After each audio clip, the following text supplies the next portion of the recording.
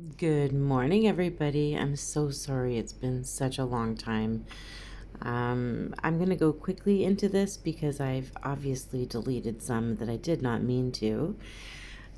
So I did a circle frame, then I painted it white on the inside, and now I'm trying to do like a blue background. It's going to kind of resemble like a night sky kind of thing. But I'm just going to keep blending and blending and blending until I have it the way I want it. We're going to be changing it up a lot. It's not just going to be a plain blue background this time. We're going to try something new. We're going to do some little things in the distance, but they're going to be a bit blurry. But we're going to know that they're there. It's just going to be a work in progress kind of thing. Just trust me. I know this looks strange, but just trust the process. So now that I've got my perfect blue background, I'm going in and wrecking it with some dark blue. Have you missed me? And now I'm going to go in with some white, and I'm going to lighten this area, and you might not understand what I'm doing, and I truly I get it. Because when I watch back this video while I'm editing, it's like, oh dear. Explain that one, Rachel. What are you doing? Now I'm sponging on some more white here, but I'm kind of making sure that I can see a texture. Obviously it's more textured than the upper half. Now I'm even going to add in some Martha Stewart hot pink, but just a little bit above the dark blue. Yeah, trust the process. Now I'm going in with a little bit darker blue. I might have dabbed my sponge in a little bit of black as well. These are the objects in the distance. Just watch the video and you'll understand. You're gonna be like, I can't do this. Nope. What is she doing? I can't do this. But just trust the process. There's a method. There's always a method to my madness. But I've got like these little darker things that I've put in the background here. I know it's really hard to tell what I've got planned, but that's why I like leaving the thumbnail as a surprise now, so that you can kind of watch the process and just maybe you'll watch the whole video. Now I've smeared on with a little bit of light patina with some white in it, and I just kind of smeared it on there, not like thick, just kind of brushed off of my paintbrush and then smeared it on like little waves. That is supposed to resemble Aurora Borealis. And then I used some metallic watercolor sparkles on top of that. If you have hologram 2796, that will be perfect. Just needs a little bit of glitter in the sky. Now, this might start coming together for you. This is going to be, you guessed it, a triangular pickle. No, it's a Christmas tree. I was trying to keep the suspense a little bit longer, but it's not working for me. Anyway, I'm just going to use a couple of different shades of green, like classic green, bright green, maybe a little bit of lime green, maybe some darker teal. I don't know.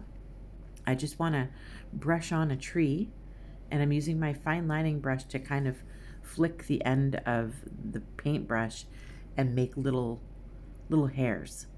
But really it's not hairs, you know, it's tree hairs. So I'm going in with different shades just to kind of give some texture to the tree itself. I know still the background, you're like, what is going on here? But that'll come together later, okay? So once again, different shades of green. There's some bright green. You can't really see it very well, not only because the paint is shiny, but my camera keeps blurring, and so you can't really see it that great, but I'm trying to do the best I can. If I hold it like this, you can see it better. Unfortunately, I can't hold it like this the entire time, but trust me, this is what it's supposed to look like. Just want some texture there. So I'm going to go in with a sponge and some dark green mixed with a little bit of black. And I'm lightly, not too much paint on the sponge once again. And I'm just kind of trying to shade under the tree a little bit on top of the snow. We're going to go back in there and add a little bit of green over top of some of the, I sponged too much on the bottom of the tree, so I had to like fix some of the texture again. But the best part is you can go back and fix it. Now, some moon yellow. Now I will be putting these little dots in the weird looking background. I'm going to leave those to your imagination as well. What's looking at us? Are they creatures in the night? Are they aliens? Who knows? No, they're actually like little cottages or camps, and I'm using a very small amount of white, just barely, like quite dry on my brush actually, and I'm like swiping it on top of where we put those eyeballs, which are not really eyeballs. They're nice glowing windows in the night. And so I've added like a little skiff of white on top of those little areas, and now they're supposed to look like little camps or cottages in the back in the forest there. So yeah, there's a method to my madness. Hopefully you can see them kind of coming together. Now I'm adding a little bit more white on top of my snow, but I want to make sure there's texture still. So I'm being very specific about how much paint I have on my sponge, as well as how hard I'm dabbing the sponge. It's just trying to give it some texture so it looks like kind of fluffy snow. That's what I want it to look like. So you do the best you can, because that's all I can do as well. And hopefully it resembles something in the end. So I'm doing the same thing with my brush that I did with the white. I've barely got any paint on it at all, and I've kind of like scrubbed it off, but there's still enough there that I can add some yellow to the snow because there's dogs nearby. No, I'm kidding. It's the reflection of the lights on the tree, which I accidentally deleted. But basically it's just yellow dots, red dots, blue dots, in different sizes all over the tree. And the yellow lights are going to be the brightest, and they're reflecting on the snow. So it's actually not dog pee in the snow. But still, I wouldn't suggest eating the yellow part. So here's where I make a big boo-boo. I attempted multiple times to make a cute star, a beautiful star. It just didn't look right. So I removed it with a wet Q-tip, and then I tried again, and I sponged it in, and I'm like, ooh, maybe I can make this one work. And then I'm like, no, it just doesn't look right. I have to lengthen things. I have to, now it looks kind of like Charlie Brownish, and it's not what I was going for. I'm using a Q-tip with a little bit of yellow paint, and I'm just dabbing like almost like little circular patterns around the yellow dots. And now I'm going in with some metallic gold, little bit of water, little bit of metallic watercolors, and I'm just going around the yellow so that there's like a shimmer to those ones. You might not like my tree. You decorate your tree however you want. I understand everyone has their own taste in Christmas trees. I'm going to do a little bit of pinkish metallic watercolor around the red ones. It's really hard for you to see how pretty this looks on the video. Every one of my stones looks better in person. I'll just say that. And if you've purchased anything from my Etsy shop, please put in the comments, like, aren't they nicer in person? In my opinion, they are. I can never get good pictures of them that actually show the beauty. Now, here's where I try even more with this star. I outline it with like a little orange, thinking, well, maybe I'll outline it with black and I'll give it some metallic watercolor around it. And yeah, now I'm putting a little bit of metallic watercolor on the dark areas where the trees and cottages are. I'm even outlining things with black. And I'm just like, no, this isn't working for me. Like it's actually upsetting. I left this star on here for so long and I was just not, it just took away from the whole thing. So I got my scrapey tool. It's actually used for nails. I use a lot of nail stuff for my rocks. But anyway, I completely scraped off that star. Totally. So now we start from fresh. But here's to show you, you can fix a mistake. It might be a little bit of a, you know, it took away from creating the beautiful stuff. And it took longer and, you know, you had to redo things and wait for things to dry. But guess what? It's going to look better the second time around because I'm not going to do a weird looking star like that. So I'm going back in over top of my yellow ones because I did get a lot of metallic watercolor there. I fixed the sky. I put a little bit of Aurora Borealis back up there, or Northern Lights. I added my stars again. And now, just a black circle. There, we're done.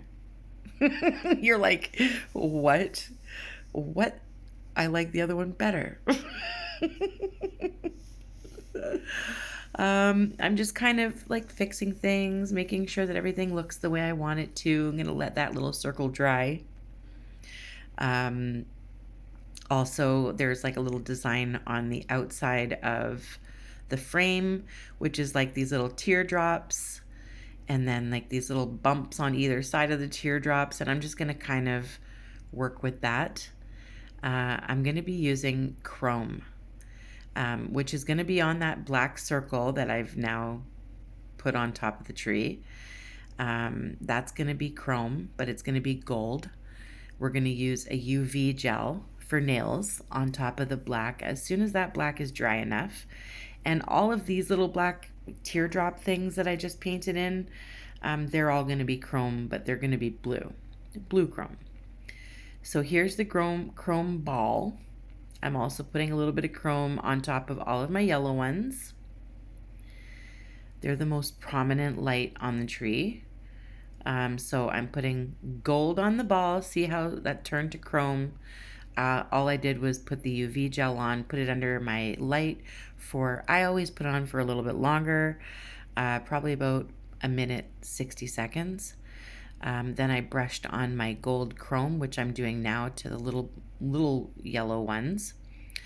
And then you brush off the excess glitter or chrome powder, and you're left with little chrome ornaments on your tree and a chrome ornament on the top. But what I'm going to do is I'm going to add 2 dots up top, left, right, bottom, and then I'm going to go in between those with little dots. I accidentally dotted the one that I already chromed, so I have to take that off. This is just the UV gel. Now I'm putting chrome after cooking it under the UV light. I'm putting chrome on those spots.